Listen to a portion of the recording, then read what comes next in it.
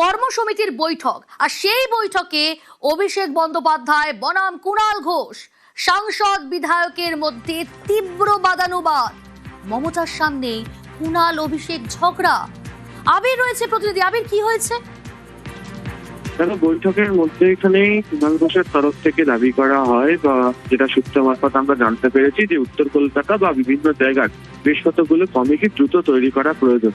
যারা এখনো এই পরিস্থিতিতে তৃণমূল কংগ্রেসের কাজ করেছেন, যাদের তৃণমূল কংগ্রেসের সঙ্গে আবেগ জড়িত রয়েছে, ফলে তাদেরকে সম্মান দিয়ে কমিটি তৈরি করা হোক। সূত্রের খবর, এই সংক্রান্ত বিষয়ে অভিষেক বন্দ্যোপাধ্যায় বলেন এগুলো নিয়ে পরের সপ্তাহে আলোচনা হবে। তো কুণাল সেই সময় তাকে বলে ওঠেন যে লেবু করতে লাভ নেই, ভীত হয়ে যাবে।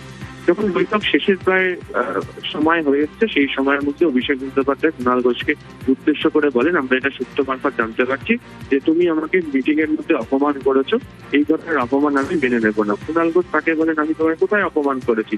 তখন তাকে বলেন যে লেবু কচ্চানোর কথাটা আসলে তাকে অপমান করা। এবং তারপরেই সুমিত রায়ের প্রসঙ্গের কথায় চলে যান অভিষেক বন্দ্যোপাধ্যায় এবং বলেন কুণাল ঘোষ একটি সংবাদ মাধ্যমের সামনে সুমিত এবং অভিষেক দুজনকে অপমান করেছেন।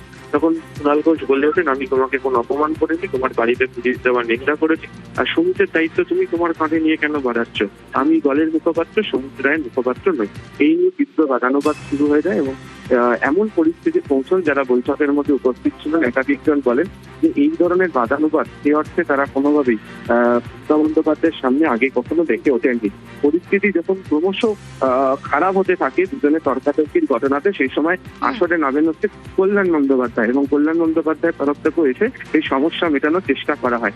যদিও গোটা বিষয়টি নিয়ে দুপক্ষই নিজেদের অবস্থানে অনড় থাকেন এবং কুণাল ঘোষের তরফ থেকে পরিষ্কার করে অভিষেক বন্দ্যোপাধ্যায়কে বলা হয় সুমিত রায়ের জন্য দলের অনেক বদনাম হয়েছে, তিনি দলের কথা বলবেন কিন্তু কোনোভাবেই সুমিত রায়ের কথা তিনি বলবেন না।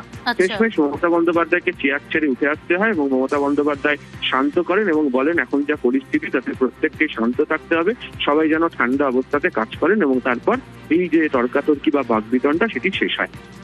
বেশ, মূলত এই ঝগড়া সুমিত রায়কে কেন্দ্র করেই। বেশ আবির।